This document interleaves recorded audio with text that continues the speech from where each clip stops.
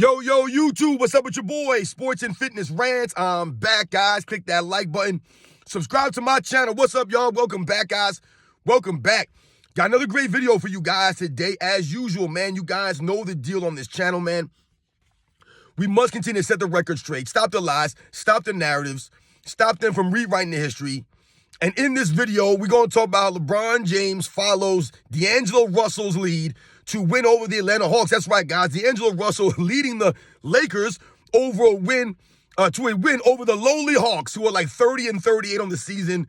They didn't even have Trae Young, and the Lakers beat them. Whoop-de-doo, right? We're not impressed. No one cares. Once again, what we want to talk about in this video is my man D'Angelo Russell, man.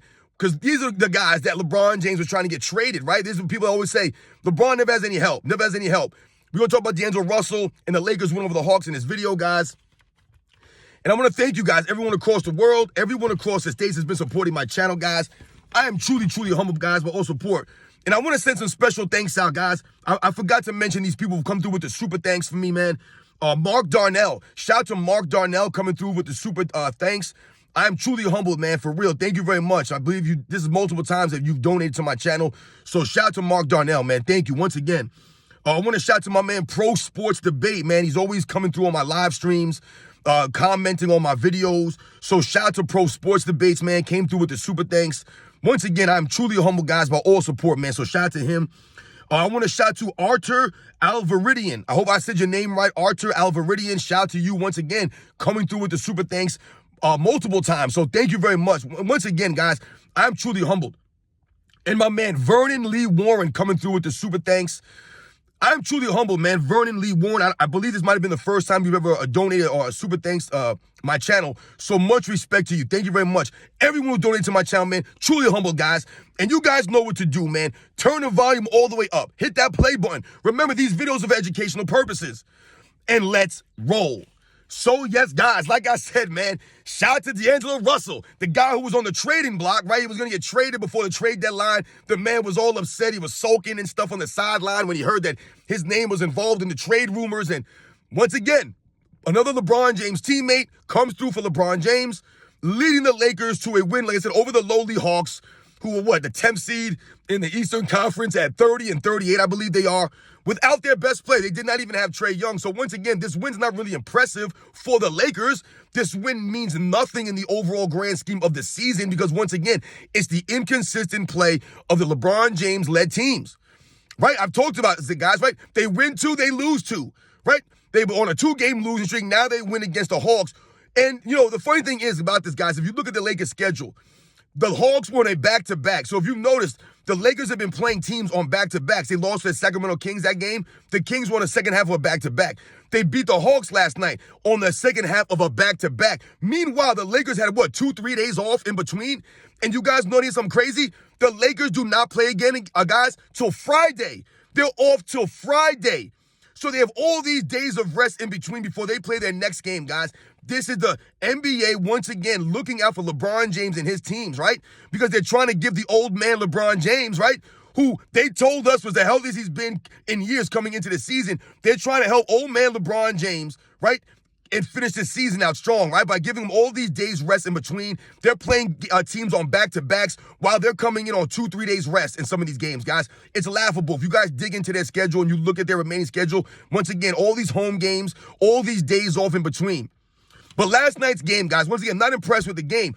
But I want to focus on D'Angelo Russell here, guys, because this is what I'm always highlighting and I'm always alluding to on this channel, that LeBron James has always had help. He's always had help in his career. And D'Angelo Russell, once again, was on the hot seat right during the midpoint of the season. They were talking about trading D'Angelo Russell. And why? Because they said that D'Angelo Russell was not playing consistently. He was not showing up. But I've told you guys, why are these guys not consistent versions of themselves? Because they're playing with LeBron James in the system. Some games, LeBron James takes 15 shots. Some games, LeBron James takes 25 shots, dominating the basketball all the time, never playing a lick of defense. So once again, he makes his or forces his teammates to cover for his deficiencies on the court, right? They have to help him rebound. They got to cover for his defensive liability, right? His breakdowns on defense. The man's literally just standing there with his hands on his hips. So guys have to cover for LeBron James on the defensive end. But when we focus on D'Angelo Russell, guys, in the last night's game, he led them in scoring last night. Like I said, leading the Lakers once again. D'Angelo Russell's been on a tear over the last, 3 weeks or so. Essentially, since the trade deadline was passed and he realized he was not going to be traded, the man has stepped up. Right, despite playing with LeBron James and his inconsistent leadership and his load managing from time to time. Right, Anthony Davis came back, right, after a couple days from that eye injury that he had. And what have I told you guys, man? D'Angelo Russell, this man, once again, giving LeBron James the help that he needs, showing up once again. And this is why I highlight this stuff, guys. D'Angelo Russell last night, guys, I believe tied the record. I want to say he tied the record for the most three-pointers made in a season by any player in Los Angeles Lakers history, guys. Think about that. This man, D'Angelo Russell, who the LeBron James fans will tell you is not that good of a player, right? LeBron James needs, remember, they were going to trade this man. He actually tied the LA Lakers franchise record for most three-pointers in a season. I believe he passed Kobe Bryant, who I believe was number 2. I believe they were the number 2 team. Number 2. He was number 2 all time, I believe, with 183 pointers made in one of those seasons. I want to say it was like the 05-06 season or 06-07 season that Kobe Bryant had that many threes. I believe he was second all time. And the leader was Nick Van Exel, guys. Shout out to Nick the Quick. Nick Van Exel, who played for the Lakers in those late 90s. You guys remember he played with Shaq, a young Kobe, Eddie Jones on those Los Angeles Lakers teams. What was that, like 96, 97, 98?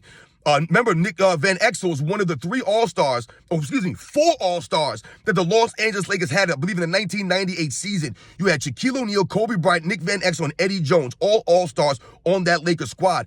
And Nick Van Exel set the record for most three-pointers in a season for an LA Lakers player. And I believe D'Angelo Russell just tied him.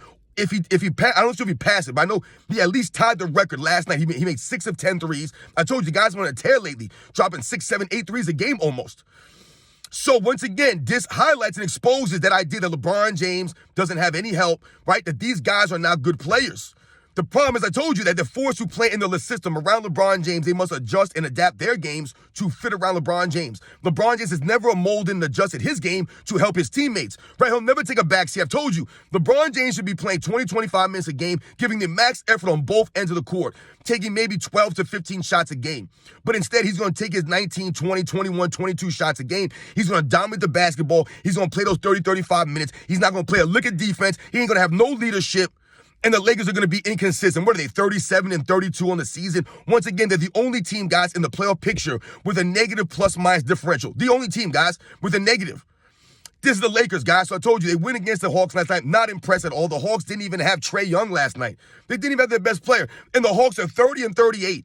Not impressed at all. Once again, the Lakers beating nobody, not impressing anyone. The Hawks won a second night of a back-to-back that no one will ever talk about, right? And LeBron James and the Lakers beat up on nobodies. Once again, where are the Lakers when they're playing against quality opponents, right? They're not there. Once again, the Lakers are at home. I told you, the Lakers can't win on the road. Wake me up when the Lakers win 5, 6, 7, 8 games in a row. Wake me up when they can win some road games consistently, right? Wake me up when they could beat a team who's not in the second half of back-to-back. So once again, D'Angelo Russell, shout out to him, playing his game. I believe all the starters were in double figures. And once again, if you guys look at LeBron James's, you look at his, the box score, you look at the hustle stats for LeBron James, right? You watch the game. Once again, LeBron James has what? 8, 9 rebounds? 0 offensive rebounds from LeBron James. 0, guys. 0 offensive rebounds. Those are hustle stats. How many steals and blocks did LeBron James have? 0 steals, 0 blocks. How many fouls did LeBron James have last night, guys? Played about 29, 30 minutes. 0 fouls for LeBron James, guys.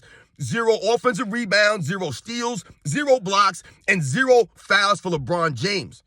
This got to be like the 13th, 14th, maybe in the 15th game this season that LeBron James had 0 fouls, guys. 0 fouls while playing 30 or more minutes. I mean, it's insane, guys. This man never does any hustle on the defensive end. Never has any fouls called against him. He'll drive down the lane. He'll push guys off. All these things. No fouls are called. No travels. No palming violations on LeBron James.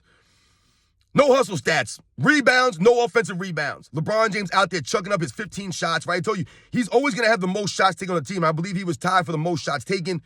Once again, the LeBron James teammates stepping up, helping him out again. Anthony Davis, all these guys, Reeves, Hachimura, all these guys chipped in. Like I said, D'Angelo Russell leading the Lakers last night, tying the franchise record for most threes in a season.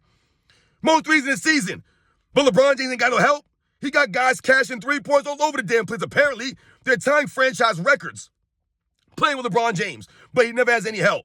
Oh, these guys aren't good. They got to trade D'Angelo Russell. All these fake LeBron James fans, man. I mean, all these fake Laker fans that are LeBron James fans, they got to get rid of D'Angelo Russell. They got to trade this guy. They got to trade that guy. No, they got to trade LeBron James. That's what they need to trade.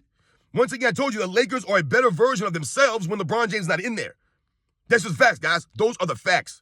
Right? There's more continuity. The team looks more cohesive when LeBron James not in there. Their defense is better when LeBron James ain't in there because LeBron James plays no defense, right? He tries to play defense in spurts. He rests all game long, and every once in a while he'll try to do a chase down block on somebody who's 6'2". That's LeBron James' MO, guys. That's his defensive presence over the last 10 seasons now. This man's been whack on defense. Lollygagger at best. So once again, you guys know what to do on this channel, man. We must continue to set the record straight, man. D'Angelo Russell stepping in for LeBron James all season long. LeBron James teammates have been there, but yet the Lakers are only 37-32 in the 9th spot in the Western Conference, guys. Even with someone like a D'Angelo Russell tying the Lakers franchise record for most threes in a season, 184 or 181, whatever the hell it was. The man's are knocking down shots. These guys are playing. But for some reason, the Lakers can't finish above a number 6 seed. I've told you, since LeBron James has been in LA, guys, they've never finished in a top 4 or top 5 seed. Never. The highest they finished, guys, without that whack bubble season was 7th. 7th is the highest that they finished with LeBron James on the Lakers, guys. That's embarrassing, man. With all the teammates he's had, think about all the players that played for the Lakers, guys, over LeBron James' tenure in LA. All the guys who have played there. The Russell Westbrooks, the Carmelo Anthonys, the Dwight Howards, the Rajon Rondos, the Anthony Davises, right? Alex Caruso, Kyle Kuzma, right? Now you got guys like Austin Reeves and D'Angelo Russell. All these guys played for the Lakers over the last 5, 6, 7 years now. But for some reason, they can't finish above 7th, even though coming into the seasons, they have one of the highest odds to win the title.